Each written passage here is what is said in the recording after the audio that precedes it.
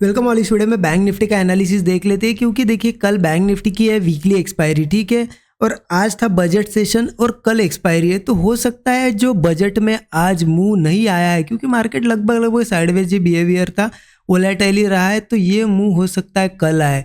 तो कल का दिन थोड़ा सा इंपॉर्टेंट है, तो एनालिसिस को थोड़ा ध्यान से देखिएगा, ठीक है।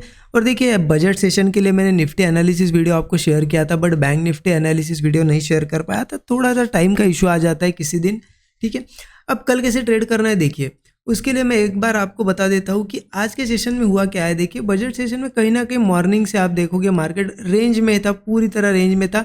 एक मूव आया मार्केट ने, लेकिन रिकवर भी कर गया मार्केट और बीच में ही आके क्लोज हुआ। तो इसका मतलब क्या हुआ है ना, आज डिसीजन हो नहीं पाया है मार्केट में कि किस डायरेक्शन में निकालना है मार्केट को। बजट के यहाँ पे सेशन को समझ नहीं पाए होंगे या फिर डिसीजन नहीं ले पाए लोग आज, ठीक है। अब आज थोड़ा एनालिसिस होगा, सोचेंगे समझेंगे, उसके बाद कल से एक डायरेक्शन मार्केट पकड़ सकता है, ठीक है। तो हमें क्या करना है कल के दिन, देखिए कहीं ना कहीं मैं 15 मिनट चार्ट पे आपको ले जाता हूँ। पहली बात तो वन डे चार्ट पे एक बार देखते हैं, डेली चार्ट पे क्या दिखाई दे रहा है। एक चीज़ हमने तो देखी थी, ये रेजिस्टेंस हमने पहले ही निकाला था, मार्केट ने यहाँ पे इसको रिस्पेक्ट भी किया बहुत अच्छी तरीके से 53,300 के आसपास।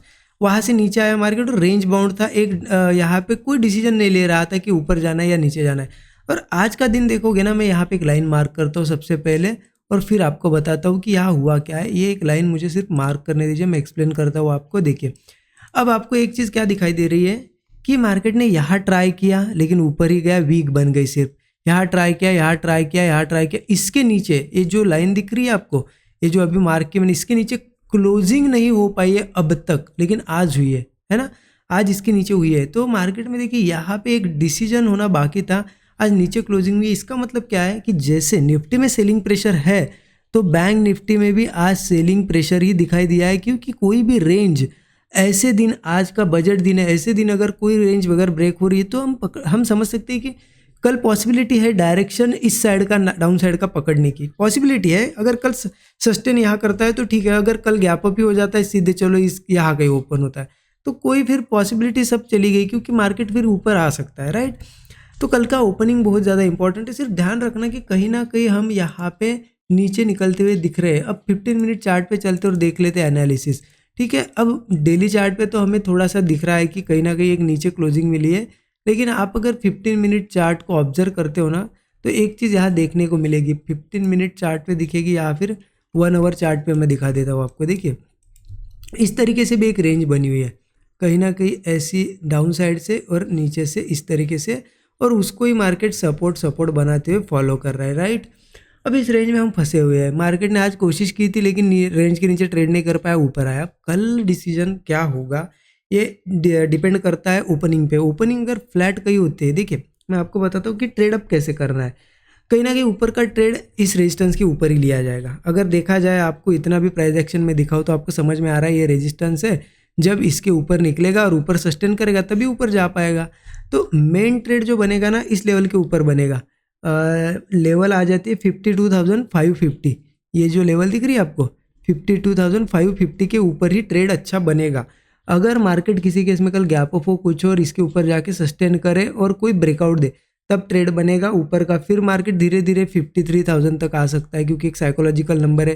फिर इस रेजिस्टेंस तक भी आ सकता है, 53,300 तक भी आ सकता है, ठीक है ये। लेकिन इसके ऊपर सस्टेन करना ज़रूरी है, ठीक है। ये तो हो गया अपसाइड का। अब एक चीज़ में, अगर यही कोई ओपन होता है और कोई बुलिश सेटअप बना रहा है तो क्या ट्रेड ले सकते हैं? हाँ ले सकते हैं, लेकिन एक कंडीशन पे। वो कंडीशन होगी निफ्टी आपको कल ऑब्जर्व करना पड़ेगा। अगर निफ्टी का जो रेजिस्टेंस है 24,650 का, अगर उसके ऊपर जाके निफ्टी सस्टेन कर रहा है और कोई ब्रेकआउट बना रहा है, और वो सेम टाइम बैंक निफ्टी भी यहाँ कहीं सस्टेन करके कोई ब्रेकआउट बना रहा है, यहाँ कहीं भी, तो फिर एक चांस बैंक निफ्टी में लिया जा सकता है इस लेवल से पहले ही, रेजिस्टेंस से पहले ही। क्योंकि निफ्टी अगर सस्टेन कर पाएगा और ऊपर जाएगा तो बैंक निफ्टी भी, ये जो इसका स्ट्रक्चर है अगेन कंटिन्यू करेगा और ऊपर भी निकल सकता है, ठीक है। अब ये तो हो गए, मैं आपको बोथ साइड के ट्रेड्स इसलिए बता रहा हूँ, अदरवाइज मैं बोल सकता था कि डाउन साइड ही ट्रेड लो क्योंकि सेलिंग प्रेशर है, लेकिन इसलिए बता रहा हूँ क्योंकि बजट का जो सेशन आज हुआ है, ठीक है, उसमें डिसीजन नहीं हुआ है।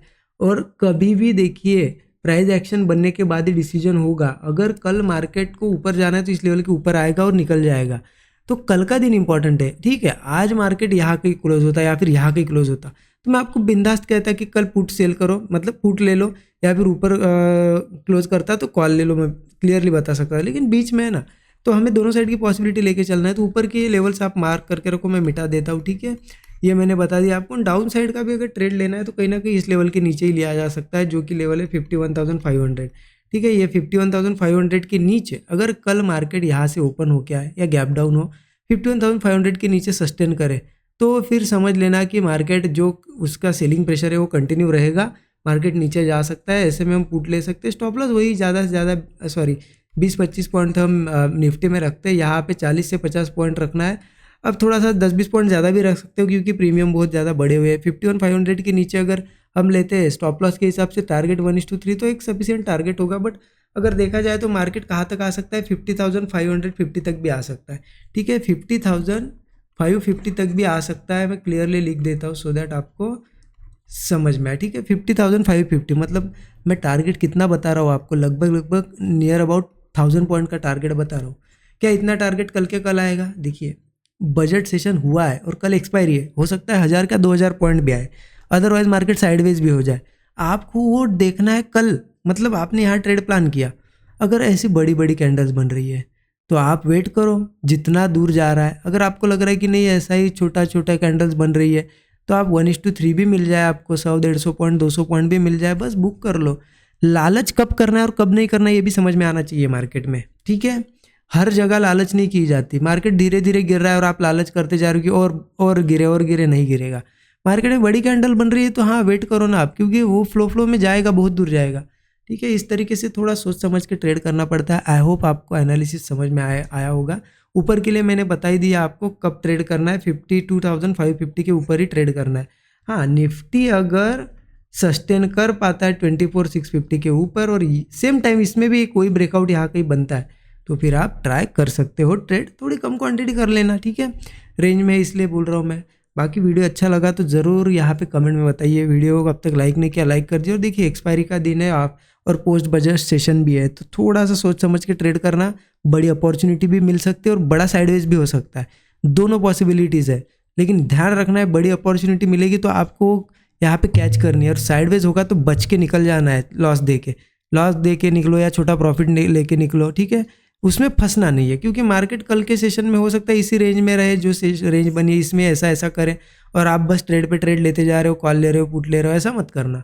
रेंज में है, एक ट्रेड लो, अगर आपको छोटा टारगेट मिलता है तो ठीक है, एसएल जाता है तो ठीक है, बुक कर लो, निकल जाओ, ठीक है। क्योंकि मार्केट रोज ओपन होगा लेकिन कैपिटल गया तो वापस नहीं आता है। आई होप चीज़ें समझ में आएगी। और देखिए 13 आवर्स का कोर्स भी आप चेकआउट कर सकते हो जिनको लर्निंग करनी है, क्योंकि मैसेजेस में मुझे पूछते हैं बहुत से लोग क्या है, कुछ लर्निंग के लिए है क्या आपका कोई कोर्स वगैरह, तो मैं इसलिए वीडियो में बताता हूँ कि ये चेकआउट कर सकते हो। इस वीडियो के डिस्क्रिप्शन में लिंक आपको मिल जाएगी, ठीक है। Thank you so much everyone.